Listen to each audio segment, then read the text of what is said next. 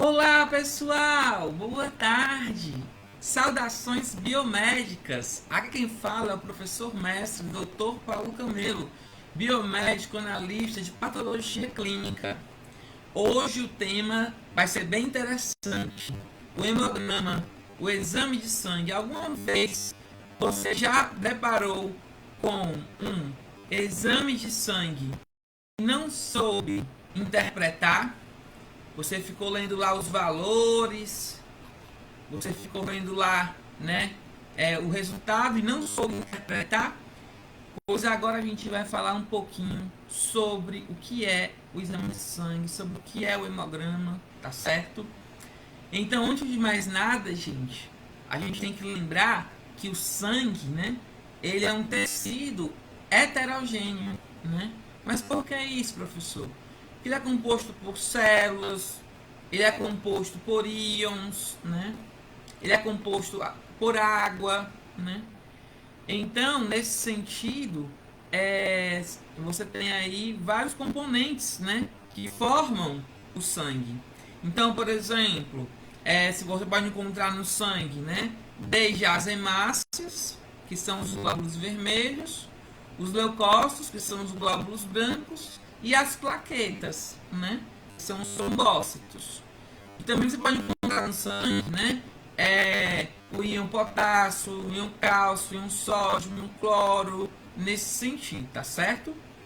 E assim, né, é através do sangue que são transportadas, né, são transportados tanto os nutrientes, né, para todas as células do organismo, mas também é transportado o oxigênio e o dióxido de carbono, que é o gás carbônico, né, nesse sentido, que é o O2, o oxigênio, né, o dióxido de carbono, CO2, né, o gás carbônico nesse sentido. Então, quem vai fazer o transporte desse oxigênio, professor Paulo? Quem vai transportar o oxigênio é a célula chamada hemácia, né? A hemácia, ela vai conter dentro dela um pigmento vermelho, que dá a coloração dela, né? Vermelha, que é justamente a hemoglobina, né? A hemoglobina, gente, é uma proteína quaternária, ou seja, formada por duas cadeias de globina alfa e duas cadeias de globina beta e quatro grupamentos M. Aí, nos grupamentos M, né, se liga o oxigênio, o O2. Já nas cadeias de globina alfa e beta, se liga o CO2, que é o dióxido de carbono. E a gente tem que lembrar também, né, que além das hemácias, falar também nos leucócitos, os glóbulos brancos, que servem para a defesa, né, do nosso organismo. E as plaquetas, professor, os trombócitos servem para quê? Eles entram na parte da coagulação do sangue. E é justamente aí que a gente vai abordar o hemograma, o exame de sangue. O hemograma, o exame de sangue, ele é dividido em três partes, gente. Quais são essas três partes, professor? O eritrograma, o leucograma e o plaquetograma. Então, lembra que eu falei nas três células que compõem o sangue, as três células principais, que são as hemácias, os leucócitos e as plaquetas? Pois bem, então, é justamente aí que vai se basear nisso o exame de sangue. E aí, na hora que você vê lá, eritrograma, vai avaliar a série vermelha, ou seja, as hemácias. Leucograma, avalia a série branca, os leucócitos. Plaquetograma, avalia os trombócitos, que são as plaquetas, nesse sentido, né? Então, quando a gente fala no eritrograma, gente, né? O eritrograma, ele vai avaliar o que, professor? Primeiramente, o número de hemácias, né? A quantidade de hemácias presente no seu sangue, né? Que é em torno de milhões, né? E aí, em seguida, além de ver as hemácias, ele vê também a quantidade de hemoglobina presente no seu sangue, né? Por exemplo, segundo a OMS, a Organização Mundial de Saúde, né, a concentração de hemoglobina normal para os homens é de 13 gramas por decilitro, né? Já para as mulheres é de 12 gramas por decilitro. Então, nesse sentido, quais são miligramas? Então, nesse sentido, gente, a gente percebe, né, que a hemoglobina também ela vai se avaliar no eritrograma, que é a primeira parte do exame de sangue, né, nesse sentido. E aí, gente, quando a gente fala, por exemplo, no eletrograma, falar também sobre o hematócrito. O que é o hematócrito, professor? É o percentual de hemácias em um dado volume de sangue total. Então, por exemplo, vamos lá. Eu vou fazer a centrifugação do sangue. Em que é que ele vai ser separado, o sangue? Vai ter lá o plasma, vai ter os eritrócitos, né, que são os elementos figurados, e vai ter a camada Baff-Coat, que é leucócitos e plaquetas, né, que é a camada leucoplaquetária, que é a camada Baff-Coat. Então, a quantidade de hemácias é em torno de 45% e de plasma 55%. E a camada Baff-Coat, leucócitos e plaquetas, de menos de 1%. É por isso, gente, que lá no hematócrito, no exame de sangue, tem lá o hematócrito normal é de 45%, né? Aí, continuando, né? Você vai entrar já nos índices hematimétricos. O que é isso, professor? Índices hematimétricos, eu já estudei bastante isso no meu mestrado, na minha graduação em biomedicina, né? Então, vai avaliar, por exemplo, HCM, VCM, CHCM. Me explica isso melhor, professor, RDW. O HCM, o VCM, CHCM e RDW são os índices hematimétricos, né? Então, quando eu falo assim, ó, VCM, o que é o VCM? Volume corpuscular médio, né? Que vai avaliar o tamanho da hemácia, né? Do eritrócito. E aí, a hemácia ela pode ser normocítica, microcítica, macrocítica, né? Uma hemácia normocítica é uma hemácia de tamanho normal.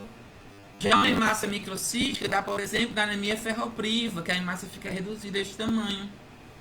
E a hemácia macrocítica geralmente dá na anemia megaloblástica, né, que são chamados megavalócitos, né?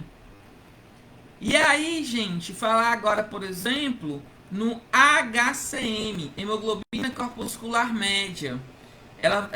Esse parâmetro aí, esse índice hematimétrico, ele avalia a coloração da hemácia. Será que a hemácia é normocrômica, né, que é o ideal? Será que ela está hipocrômica, ou seja, a coloração dela está mais reduzida? Ou será que ela está hipercrômica? Sendo que o termo hipercromia, gente, já está em desuso. Você não encontra mais exames de sangue falando de hipercromia. E aí, nesse sentido, o HCM, hemoglobina corpuscular média, vê a coloração da hemácia. E um outro índice, o CHCM, concentração de hemoglobina corpuscular média, vê também essa coloração. Para dizer se a hemácia está normocrômica, coloração normal, se ela está hipocrômica, mais pálidazinha, ou se ela está hipercrômica, né? Se ela está com uma coloração muito acentuada, sendo que o termo hipercromia já está em desuso. E aí, gente, mas você só me disse, professor, que o HCM e o CHCM é a coloração da hemácia. Então, qual a diferença de um para o outro? É uma pergunta muito importante essa daí, gente. O HCM vê a quantidade de hemoglobina em um dado volume de sangue total. Já o CHCM, ele vê a hemoglobina por cada hemácia. Essa é a diferença do HCM para o CHCM. Mais uma vez, para ficar bem claro, HCM vê a quantidade, vê a coloração da hemácia, né? É a quantidade de hemoglobina em um dado volume de sangue total. Já o CHCM vê a concentração de hemoglobina por hemácia. Tá bom?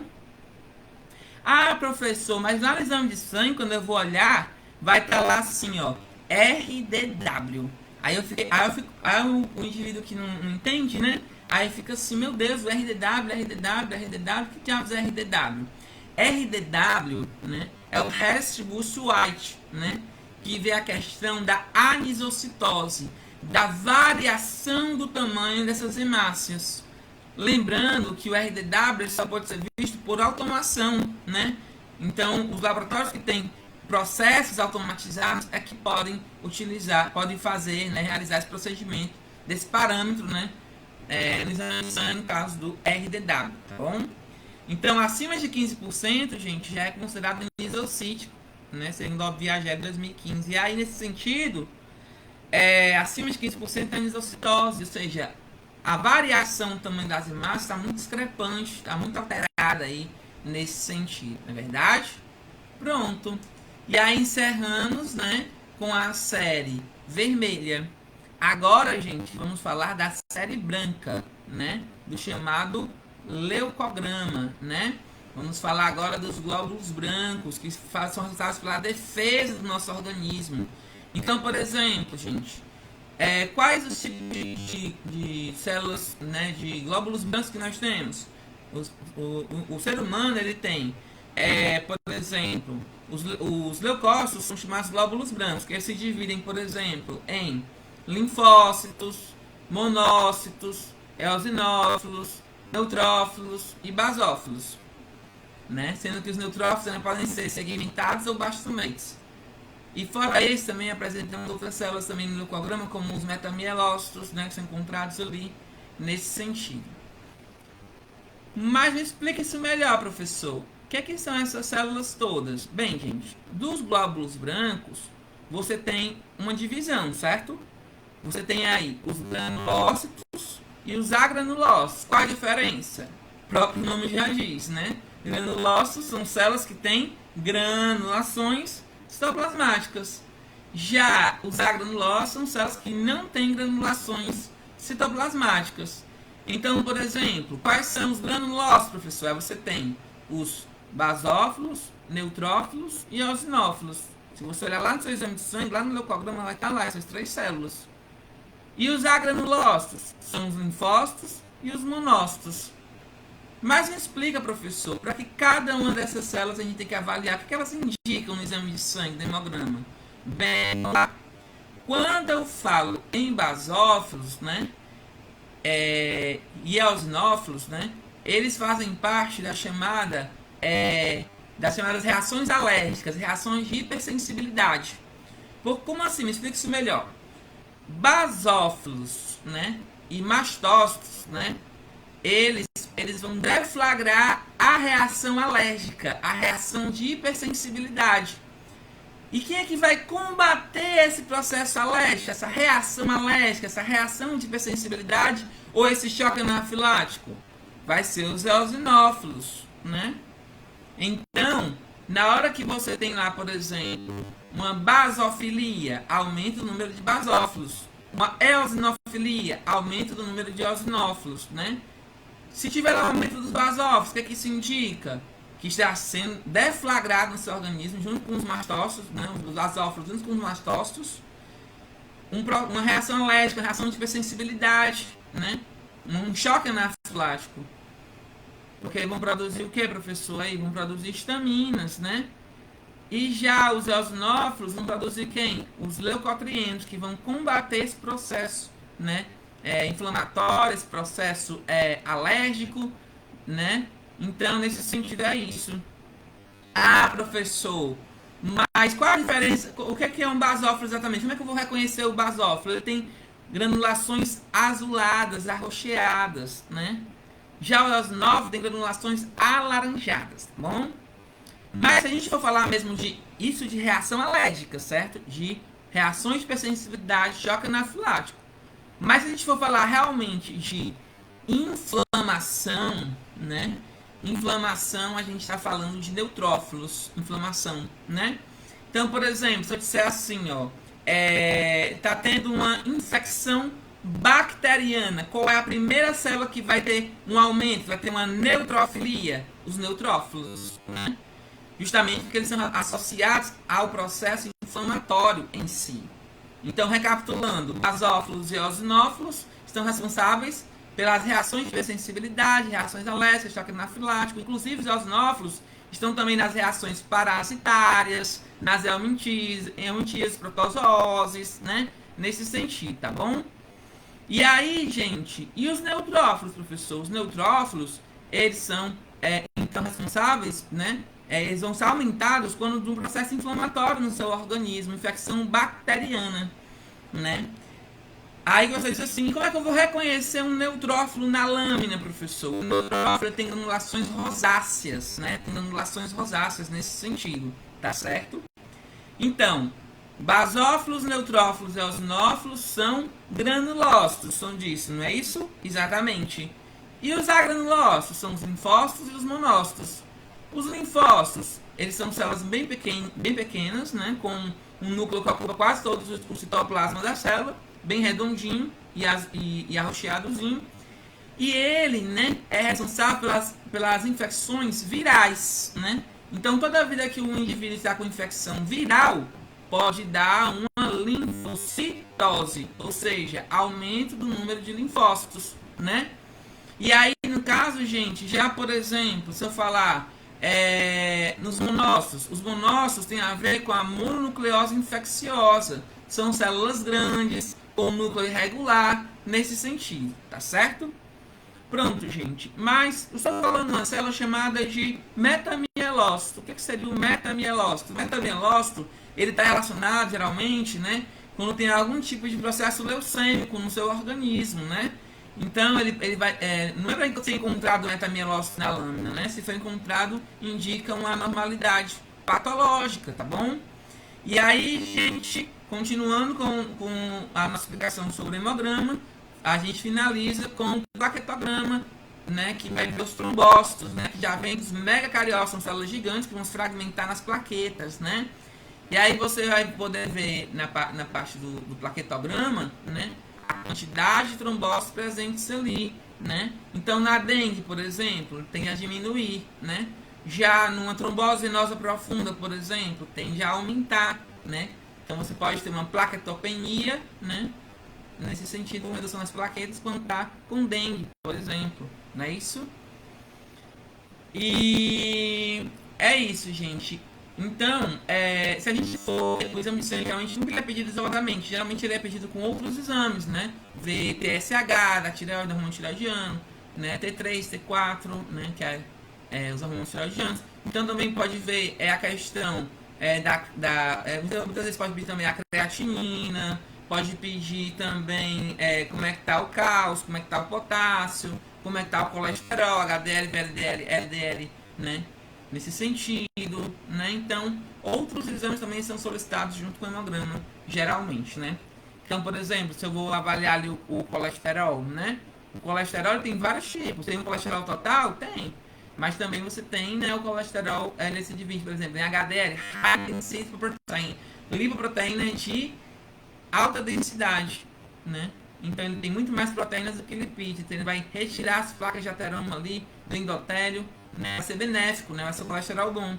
Já o LDL é o Low Density Protein, que é a lipoproteína de baixa densidade. Vai ter muito mais lipídios que proteínas, por isso que ele é maléfico. Ele vai formar as placas de ateroma ali no seu endotélio, né? Que vão levar a aterosclerose, né? Formação de placas de ateroma. E posteriormente a arteriosclerose, o enrijecimento da parede do vaso sanguíneo, e assim pode ocorrer infarto agudo do miocárdio, AVC, né, acidente vascular cerebral, nesse sentido, tá bom? E aí, gente, já falando também do VLDL, que é o Very Low Density Protein. Imagine o VLDL, né? Tem é uma lipoproteína de muito baixa densidade, ou seja, tem muito mais lipídio do que proteína. Por isso que ele é ruim. Até então, triglicerídeos, gente, não eram vistos como vilões, né? Mas hoje você sabe que os triglicerídeos, eles têm importante papel aí, né? Ocasionador aí de, por exemplo, de uma síndrome metabólica, né? Alterações, né, relacionadas aí nesse sentido. E se a gente for falar também, né? Quando a gente fala no colesterol total, né? Que se divide em HDL, LDL, VLDL, triglicerídeos, né? Um que não é muito visto no exame, mas que pode estar presente, é o quilomicron, né? Que ele é constituído ali a nível de intestino delgado, certo? Que forma, aliás, a lipoproteínas, a 100, a 40, né? Nesse sentido. Porque você sabe que o sangue, né? Ele é constituído por água, então a água é polar, o lipídio não se dissolve na água, porque o lipídio já é polar. E aí, então, para o lipídio através do sangue, ele tem que se conjugar com proteínas, né? Formando as chamadas apolipoproteínas, como a APO40, a APO100, como a gente já mencionou aqui nesse sentido, tá bom? Aí você vê assim a questão que pode ser pedida também no exame, né? Junto com o exame de sangue, atrelado ao exame de sangue, né? Como a gente comentou, como é que está o potássio, como é que está o cálcio, né? O potássio, por exemplo, né? Se você tiver hemólise, né? A lise das hemácias, ele pode dar aumentado, né? Devido a quantidade muito grande de potássio na circulação sanguínea, né? O cálcio, né, no caso, ele entra não só na composição dos ossos e dos dentes, né, do estágio de oxapatita, né, mas ele participa também, ele é importante no processo de coagulação, porque a coagulação só acontece na presença dos CO2+, do cálcio, nesse sentido. E lembrar que o cálcio e a albumina andam juntos, quando a albumina cai, o cálcio cai também. Então, por exemplo, a albumina é a maior proteína de grande peso molecular, né, que vai manter a pressão hidrostática dentro do vaso sanguíneo, ou seja, vai reter água dentro do vaso sanguíneo. Então, por exemplo, se a albumina for reduzida, então vai extravasar, né, líquido para o interstício, formando os famosos edemas, como a gente vai mencionar no nosso curso de imersão.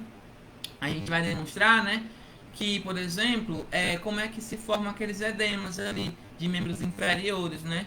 Muitas vezes, né, o paciente ele apresenta uma baixa do cálcio, uma baixa da albumina. E aí isso vai extravasar líquido para o interstício, formando esses edemas de membros inferiores, tá bom? E é isso, gente. E aí continuando também, né, a gente pode falar com outros tipos de parâmetros que podem ser avaliados anexamente, né, ao exame de sangue, que é justamente, por exemplo, fosfatase alcalina, gama-glutamidotransferase, como é que está a creatinina. Creatinina, a gente avalia a função renal, né? E a creatinina é um subproduto da degradação muscular. Então, por exemplo, se você disser assim, eu quero avaliar se tem alguma insuficiência renal aguda ou crônica, né? Aí você vê a questão da creatinina. E mais importantemente, hoje se faz o teste da inulina, né? Que é ainda mais eficaz do que a própria creatinina. E aí, gente, falar, o CKMB é um marcador cardíaco, né? CPK vê a degeneração muscular, que é a creatinofosfoquinase, né? CKMB é a creatinofosfoquinase fração MB, né? Que é um marcador cardíaco. Pode ser visto também em termos, por exemplo, pode ser pedido a questão saber como é que está o ferro, né? Como é que, por exemplo, que você tem ferro de transporte, que é a transferrina, o ferro de depósito, que é a ferritina, né? E aí você tem aí como avaliar santos também.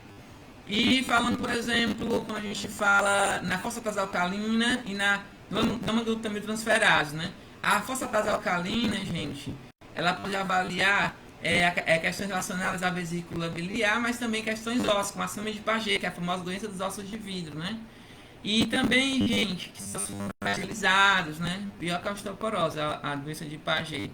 E também, gente, a gama-glutamidotransferase, geralmente ela se altera quando o paciente é hepatopata, né? Vai alterar ali, é uma enzima que vai avaliar, né? Se o paciente, por exemplo, pode apresentar cirrose, tá bom? Pronto, gente, era isso que a gente queria tratar hoje com vocês. Espero que vocês tenham gostado na nossa live, né? Só pra gente já ir esquentando aqui o motor, né? Enquanto a gente vai, né, dando continuidade às nossas aulas, às nossas lives, né, aqui no nosso canal Stream. Obrigado a participação de todos vocês e até uma próxima oportunidade. Valeu, gente. Tchau, tchau.